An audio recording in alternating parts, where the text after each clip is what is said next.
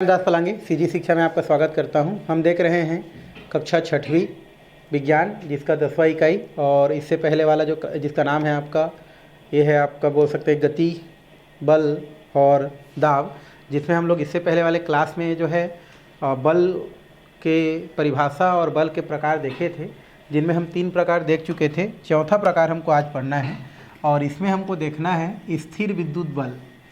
स्थिर विद्युत बल क्या है, पहले हम क्रियाकलाप करते हैं, फिर हम समझते हैं कि स्थिर विद्युत बल क्या है। तो एक प्लास्टिक की कंघी को है ना शुष्क बालों पर, शुष्क जो क्या होता है हमारा जो बाल होता है, शुष्क बालों पर इस प्रकार से क्या कीजिए चलाइए और छोटे छोटे कागज़ के टुकड़ों के पास आप ले आइए। आपने घर में भी किया होगा कि जो पेन होता है उसको हम क्या करते हैं इस प्रकार से अपने बाल में रगड़ते हैं और फिर छोटे छोटे टुकड़ों के पास क्या करते हैं ले जाते हैं। आपने देखा होगा कि छोटे छोटे जो कागज़ के टुकड़े हैं या जो धूल के कण हैं उनमें क्या हो जाते हैं चिपक जाते हैं। तो ऐसे ही बोल रहे हैं कि आपके घर में जो प्लास्टिक का क्या होता है जो कंघी होता है उसको इस प्रकार से आप बाल में चलाइए। आप देखेंगे कि वो छोटे छोटे कागज़ को अपनी ओर क्या करता है आकर्षित करता है। आप देखेंगे कि कागज़ के छोटे छोटे टुकड़े कंघी की ओर क्या होने लगता है आकर्षित होने लगता है। इसी प्रकार से कांच की छड़ ले लो और कांच की छड़ को आप रेशम जो होता है, रेशम का जो कपड़ा होता है उसे आप रगड़ेंगे और कागज़ के छोटे छोटे टुकड़ों के पास जब ले जाएंगे तो वह भी कागज़ के टुकड़ों को क्या करता है आपका आकर्षित करने लगता है। क्या कभी आपने इस पर विचार किया कि ऐसा क्यों होता है? आपने करके भी देखा होगा। क्या आपने पहले सोचा कि इस प्रकार से उसमें क्यों ये गुण पाया जाता है? इसका कारण है कि घर्षण से वस्तुओं में विद्युत आवेश क्या हो जाता है उत्पन्न हो जाता है। जब आप क्या करते हैं प्लास्टिक के कंघी को या पेन को या कांच की छड़ को रेशम के कपड़े से रगड़ते हैं तो उनमें क्या उत्पन्न हो जाता है हमारा विद्युत आवेश क्या हो जाता है उत्पन्न हो जाता है। और यह कहें कि वस्तु है ना, यह कहें कि वस्तु इसे प्रयास से आवेशित हो जाता है और वह छोटी छोटी वस्तुओं को अपनी ओर क्या करता है आकर्षित करता है। इसी प्रकार सरसों के कुछ दानों को एक प्लास्टिक के प्लेट में रखें। अब यदि उन्हें रगड़ कर छोड़ दिया जाए तो सरसों के दाने एक दूसरे से दूर भागने लगते हैं, किंतु प्लास्टिक की प्लेट से चिपके रहना चाहते हैं। आकर्षण या प्रतिकर्षण बल को स्थिर विद्युत बल कहते हैं। यही बल आपका क्या कहलाता है स्थिर विद्युत बल कहलाता है। मतलब वह बल जो किसी वस्तु को रगड़ने से उसमें क्या होता है उत्पन्न होता है, वही बल आपका क्या कहलाता है आपका स्थिर विद्युत क्या कहलाता है आपका बल कहलाता है। तो लिख सकते हैं आप स्थिर विद्युत बल क्या होता है हमारा। तो किसी वस्तु को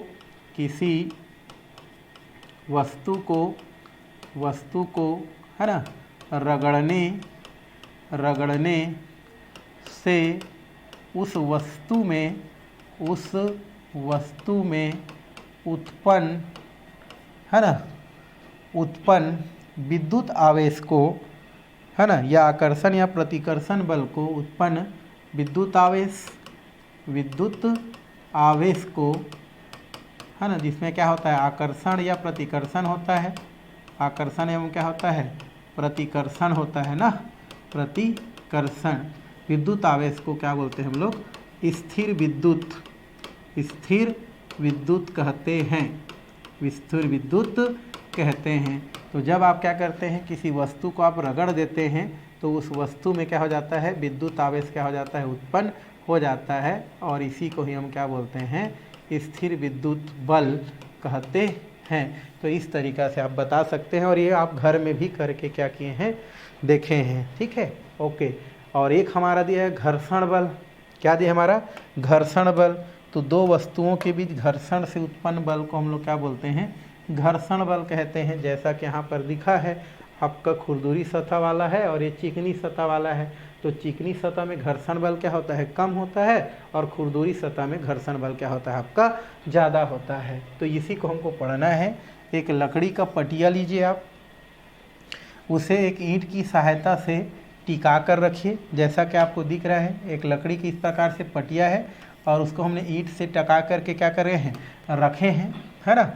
अब छोटी सी गेंद को पटिए पर ऊपरी सिरे पर रख कर छोड़ दीजिए। जैसा कि आपने यहाँ पर क्या कर रहे हैं एक गेंद को यहाँ से छोड़ रहे हैं, है ना। छोड़ेंगे तो क्या होता है फर्श पर गेंद द्वारा तय की गई दूरी को आप मापिए और यही प्रयोग कक्षा के बाहर मैदान में करें क्या दोनों की स्थितियों में गेंद द्वारा तय की गई दूरी में समान है? नहीं, आप पाएंगे कि दोनों की स्थितियों में तय की गई दूरी क्या होता है आपका भिन्न भिन्न होता है। वास्तव में गेंद और फर्श की सतह के खुरदुरेपन के कारण एक विरोधी बल कार्य करता है जो गेंद की गति के विपरीत दिशा में क्या होता है कार्य करता है। इस गति विरोधी बल को ही हम क्या कहते हैं घर्षण बल कहते हैं। मतलब दो वस्तुओं के मध्य है ना घर्षण बल क्या होता है हमारा, तो एक वस्तु जब दूसरे वस्तु के ऊपर क्या होता है फिसलता है तो उनके मध्य लगने वाला बल को हम क्या बोलते हैं घर्षण बल कहते हैं। जैसे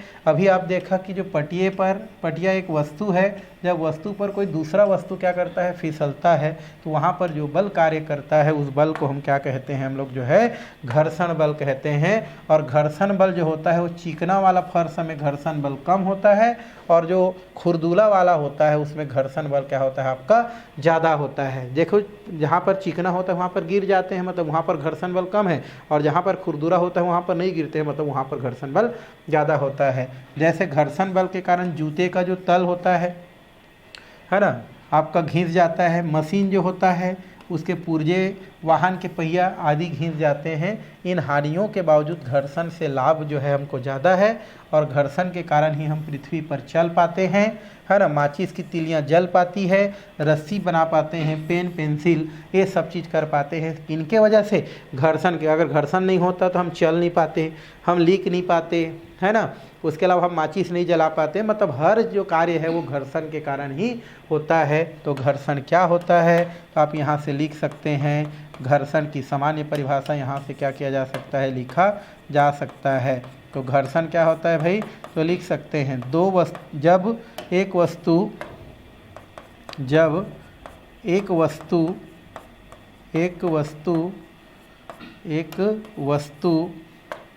जब एक वस्तु दूसरे वस्तु के ऊपर फिसलती है तो उन दोनों वस्तु के मध्य लगने वाला बल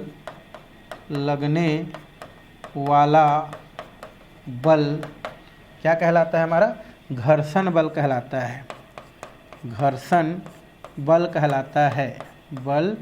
कहलाता है।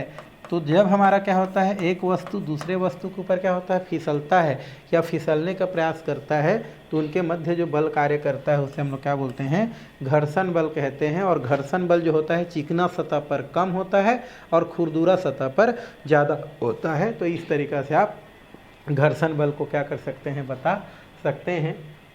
और यहाँ पर सारणी जो दिया है आपका 10.3 उसमें आप क्या कर सकते हैं इसमें कुछ का नाम लिख सकते हैं। जैसे चावल से भरा बोरा उठाना कौन सा बल कार्य करेगा, इसमें पेशी बल कार्य करेगा। जस्ट अभी आप देखे हैं कौन सा बल कार्य करेगा भाई हमारा पेशीय बल कार्य करेगा ना, उठा रहे हैं तो। झरने से पानी का गिरना आपका कौन सा होगा हमारा, ये हमारा गुरुत्वाकर्षण बल कार्य करेगा। जस्ट अभी हम देखे हैं, ठीक है। मच्छरदानी के रगड़ने से शरीर के बालों का खड़ा होना कौन सा होगा हमारा स्थिर विद्युत बल।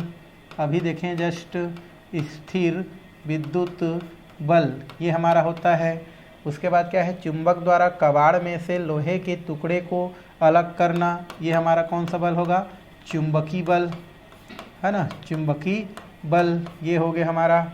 वाहन के पहिए का घिसना घर्षण बल, जस्ट अभी देखे हैं घर्षण बल होता है हमारा। क्रिकेट के खेल में बैट से बाल को मारना, तो यहाँ पर हम बोल सकते हैं अगर हम क्या करते हैं क्रिकेट के खेल में बैट से क्या करते हैं बाल को मारते हैं तो उस स्थिति में हमारा पेशी बल भी कार्य करेगा। पेशीय बल क्योंकि हम लोग क्या करते हैं उसको हम लोग जोर से हम लोग क्या करते हैं धकेलते हैं, तो वहाँ पर आपका कौन सा बल होता है हमारा पेशी बल क्या करता है कार्य करता है। तो इस तरीक़ा से आप क्या कर सकते हैं उसको बता सकते हैं, बताया जा सकता है। ये हो गया।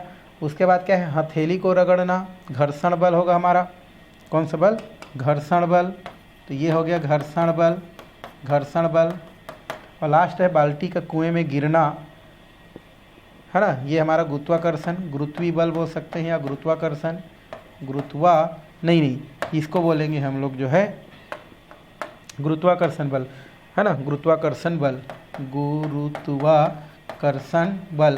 तो इस तरीक़ा से आप इसको क्या कर सकते हैं, सबको बता सकते हैं, बताया जा सकता है। ठीक, और उसके बाद हमको पढ़ना है दाब। क्या पढ़ेंगे, दाब। तो दाब से रिलेटेड भी आपने क्या किया होगा, पढ़ाई किया होगा। दाब क्या होता है, तो नुकीली आलपीन को एक साथ रखे कई कागज़ को भेदा जा सकता है। आपने देखा होगा आलपीन, अगर हम कागज़ में क्या करते हैं, इस प्रकार से अगर उसको क्या करते हैं, छेद करते हैं, तो कई भी कागज़ मोटा हो उसको आसानी से छेद कर जाता है। जबकि टूटे हुई नोक वाली आलपीन से कागज़ को भेदना आसान नहीं है। मान लो आलपीन नुकीली है तो आसानी से हम क्या कर सकते हैं, कागज़ को भेद सकते हैं।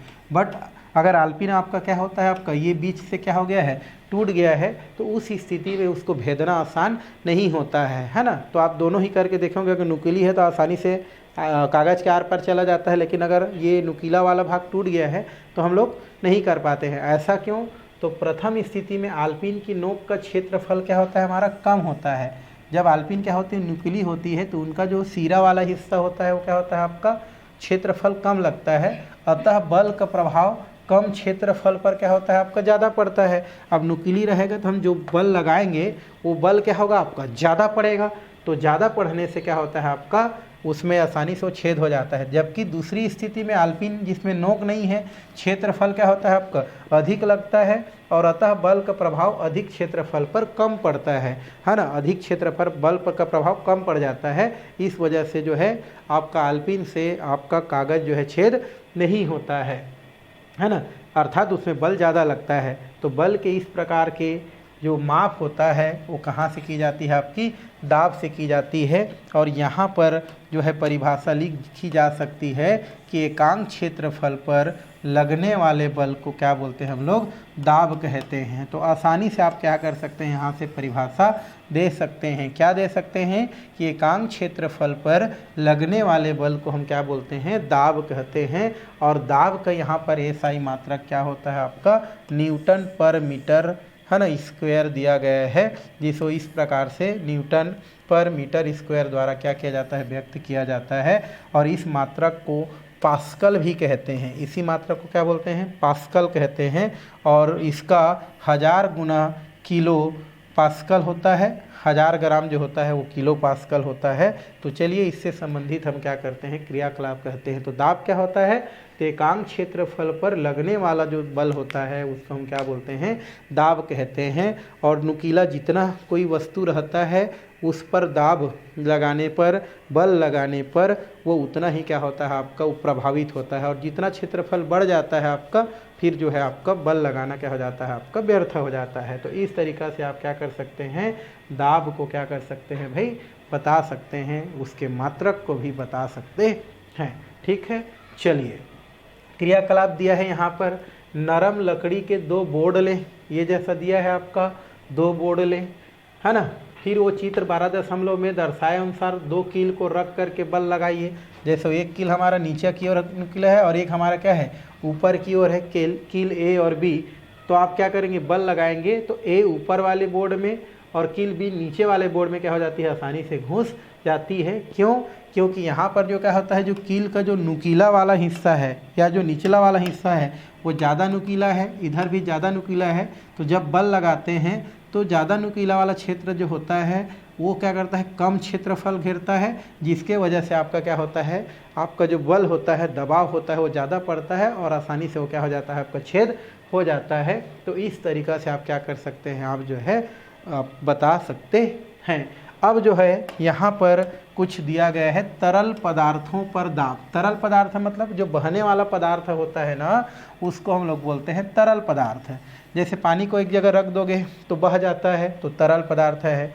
मतलब जितना द्रव वाला बहने वाला पदार्थ होता है ना, लिक्विड अवस्था में जो पाया जाता है, उनको हम क्या बोलते हैं, बहने वाला पदार्थ को ही हम तरल पदार्थ कहते हैं। जैसे गैस को भी बोल सकते हैं, द्रव, दोनों ही क्या होते हैं, तरल पदार्थ आते हैं। पानी युक्त जो पदार्थ होता है वो तरल पदार्थ होता है, गैस भी क्या होता है, तरल पदार्थ होता है। और वायुमंडल की वायु चारों ओर दबाव डालती है। हम जानते हैं कि जहाँ पर रहते हैं उसके चारों तरफ क्या होता है, आपका वायुमंडल होता है और वो चारों तरफ दबाव डालती है। वायुमंडल द्वारा आरोपित दाब को वायुमंडलीय दाब कहते हैं, है ना। वायुमंडल द्वारा जो दाब लगाया जाता है हम पर या किसी वस्तु पर, उसको हम लोग क्या बोलते हैं, वायुमंडलीय दाब कहते हैं, वायुमंडलीय दाब कहा जाता है। तो वायुमंडल द्वारा, है ना, आरोपित दाब को वायुमंडल दाब कहते हैं और इसका मान 100 किलो पास्कल होता है। तो हमने दो चीज़ पढ़ा, तरल पदार्थों पर दाब। तरल पदार्थ क्या होता है, तो बहने वाले जो पदार्थ होते हैं उसको तरल पदार्थ कहते हैं।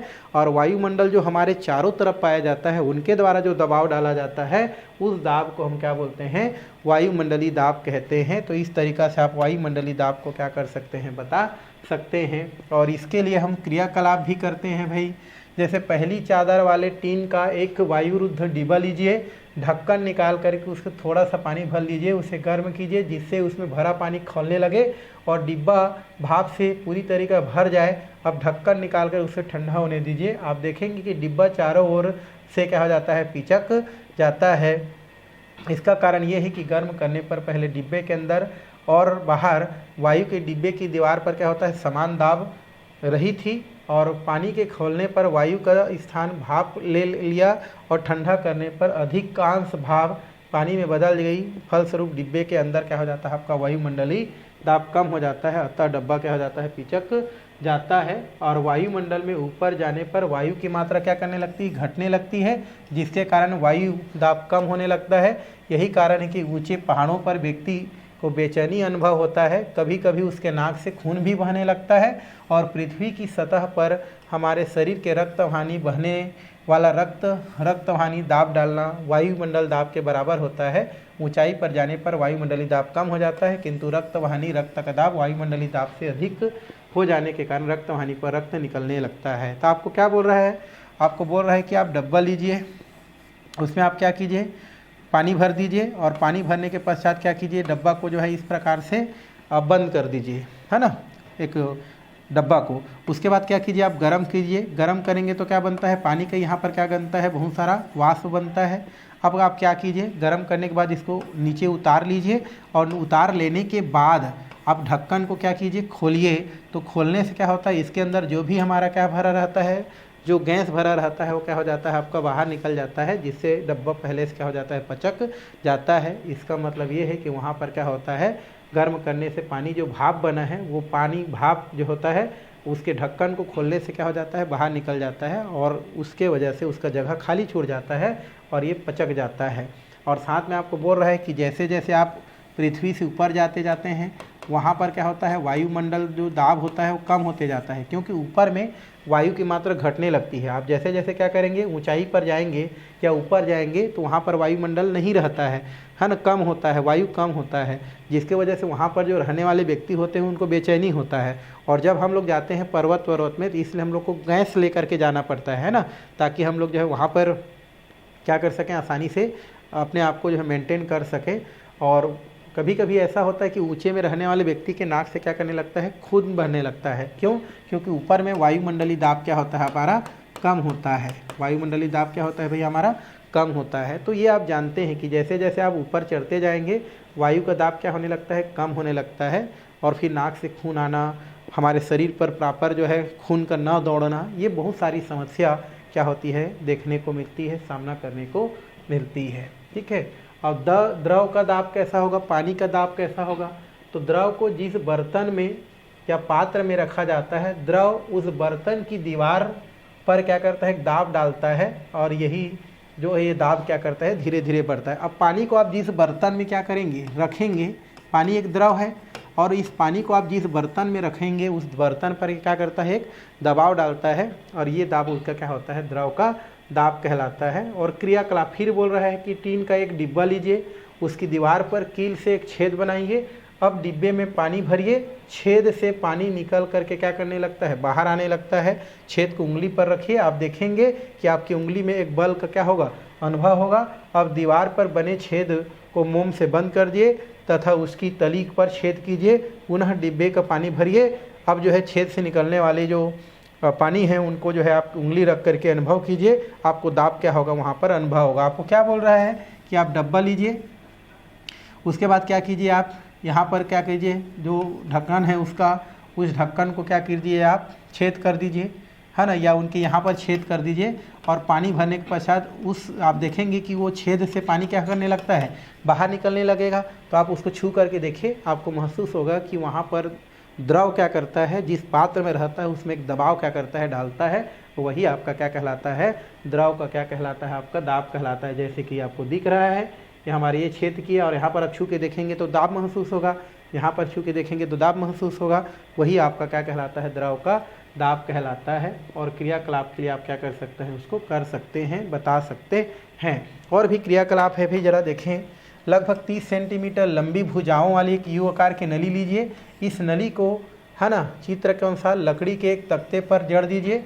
नली की कुछ जल भरिए। आप देखेंगे यू नली के दोनों भुजाओं के जल का तल क्या होता है, समान ऊंचाई पर रहता है। अब नली के एक भुजा में लगभग 20 सेंटीमीटर लंबी रबर की नली लगाइए। रबर की नली को धीरे धीरे कुछ हवा फूके। आप देखेंगे नली के जिस भुजा से हवा फूकी जाती है उसके वायु दाब अधिक हो जाता है और जिसके कारण जल का तल क्या हो जाता है, आपका नीचे चला जाता है। अब धीरे धीरे रबर के नली द्वारा कुछ हवा मुंह से खींचकर बाहर निकालिए। आप देखेंगे नली के उस भुजा का तल ऊपर उड़ जाता है। यह उपकरण मैनोमीटर सिद्धांत पर कार्य करता है। उस उपकरण का उपयोग दाब को मापने में किया जाता है। तो एक क्वेश्चन आएगा, दाब को मापने में किस उपकरण का प्रयोग किया जाता है?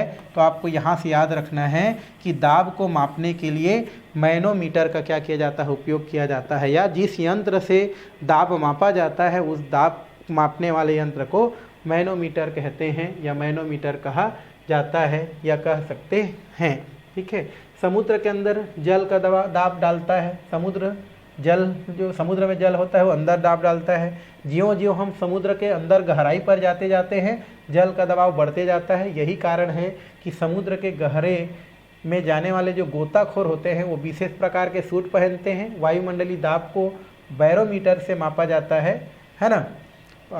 वाहनों के पहियों का हवा एक निश्चित दाब पर रखा जाता है और पहियों की हवा का दाब मापने वाला उपकरण का उपयोग वाहन मापने, पंचर बनाने में प्रयोग किया जाता है।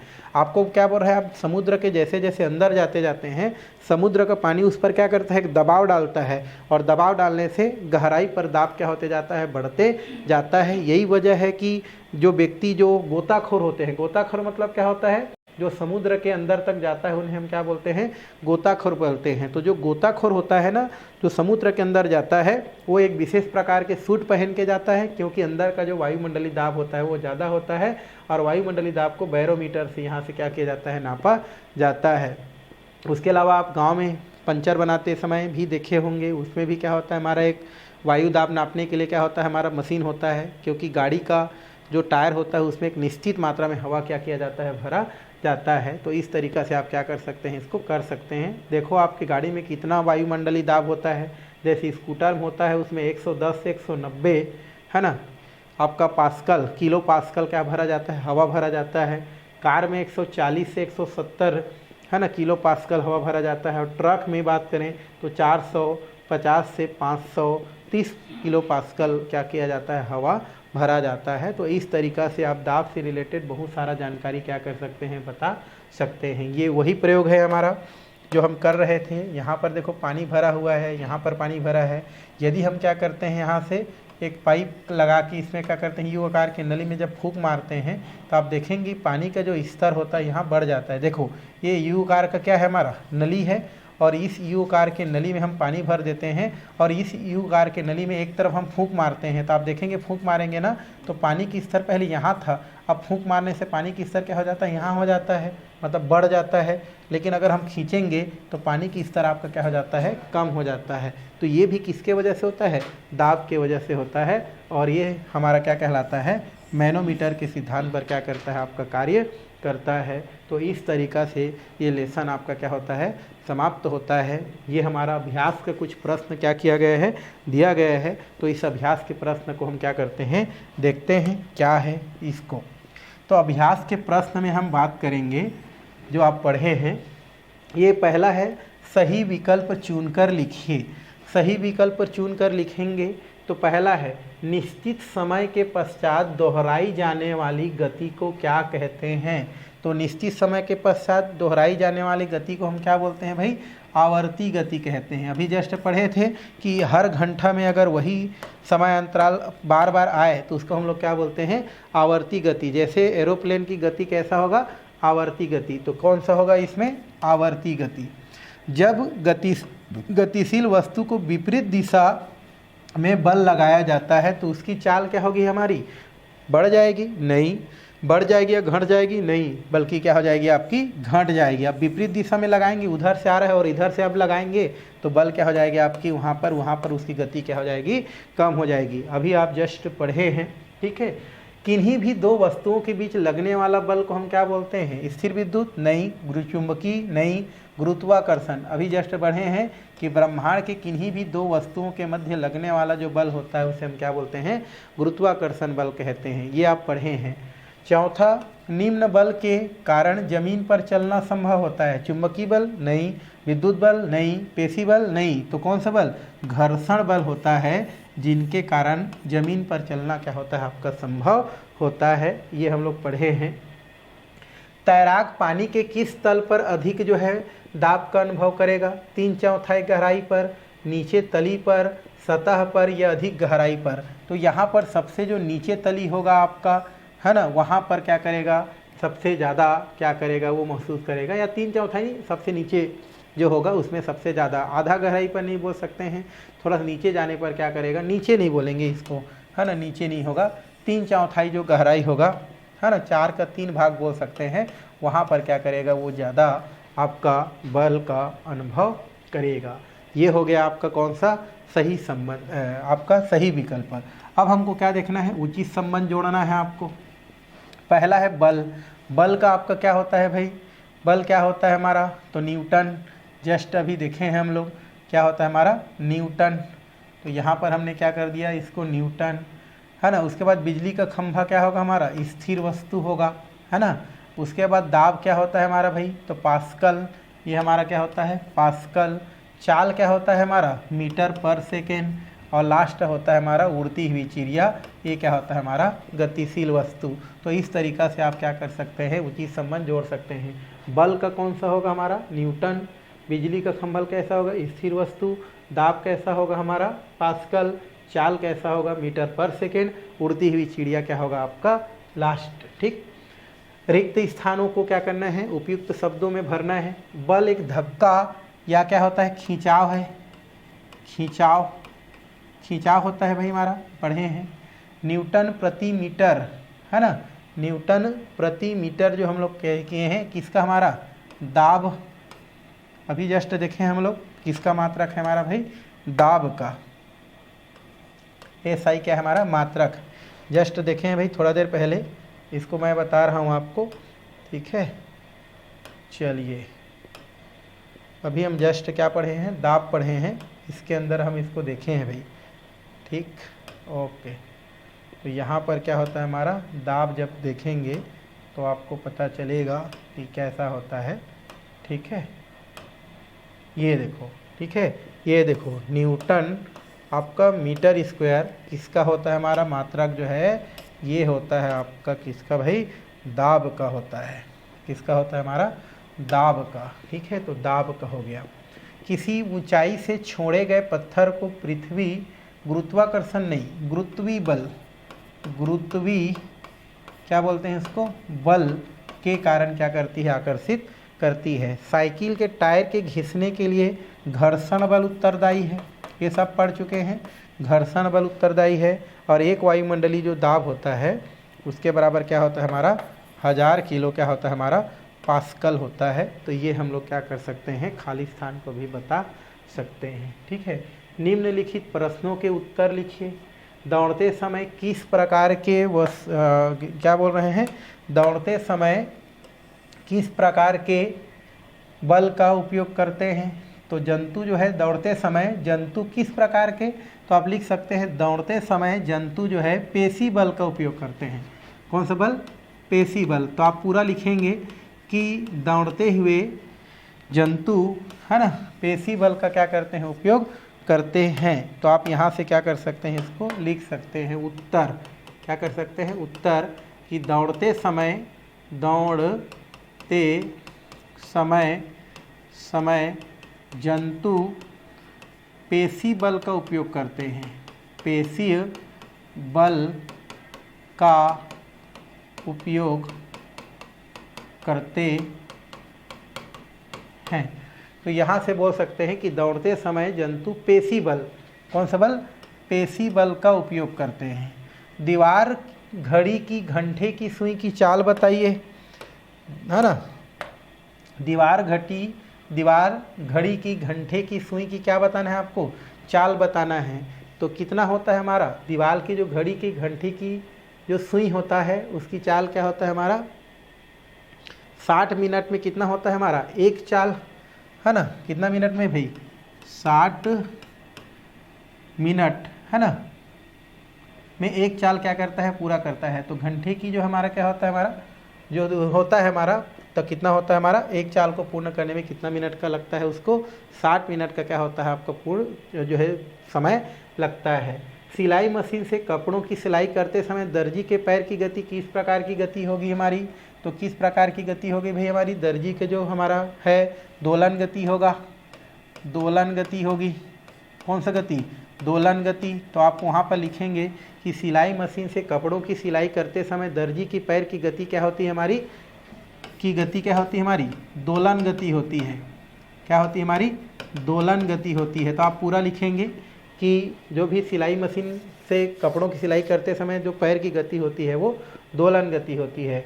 शताब्दी एक्सप्रेस 15 घंटे में 350 किलोमीटर चलती है। तो शताब्दी एक्सप्रेस की चाल, तो आपको क्या करना पड़ेगा? ये हो गया आपको 3 चाल बराबर, आप जानते हैं चाल बराबर होता है आपका, चाल बराबर, इसका उत्तर चाल बराबर होगा हमारा तय की गई दूरी, तय की गई क्या होता है हमारा? दूरी, और बटे क्या होता है? समय अंतराल, समय अंतराल। तो यहाँ पर कितना होगा? तय कितना बोल रहा है हमारा? 350 बोल रहा है, और कितना बोल रहा है हमारा? 15 घंटा।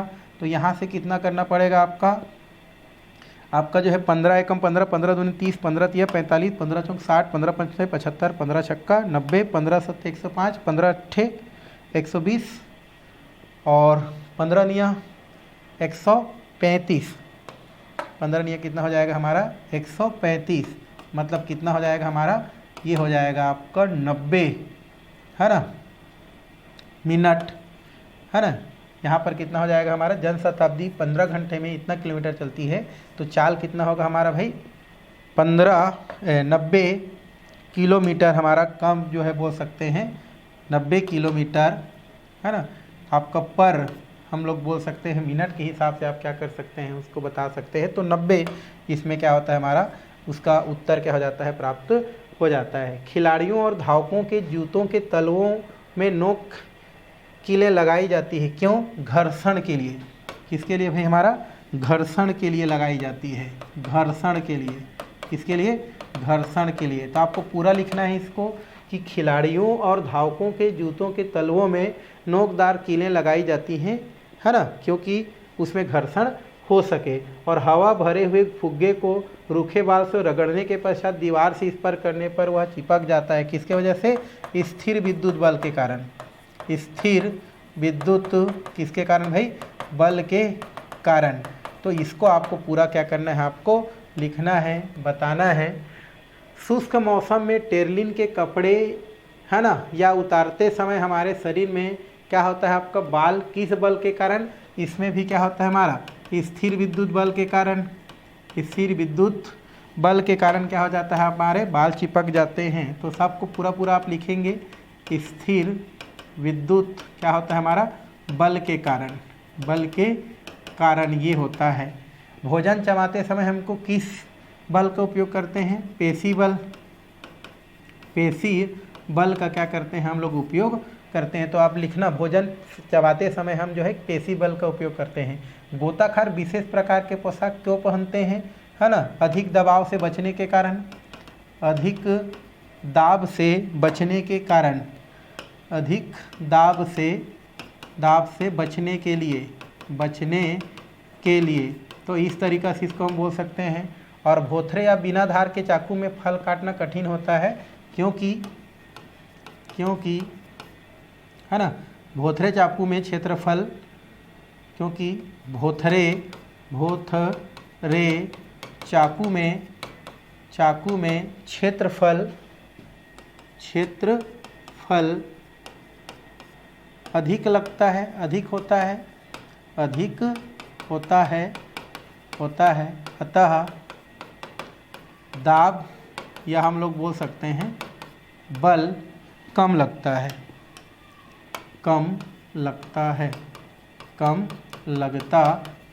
तो इस तरीक़ा से आप क्या कर सकते हैं, पूरा उसको लिख सकते हैं। मैं थोड़ा थोड़ा लिखा हूँ, आप पूरा उसमें क्या कर सकते हैं, लिख सकते हैं। तो ये लेसन इस प्रकार से क्या होता है आपका समाप्त होता है भाई। तो ये हो गया आपका आज के लिए।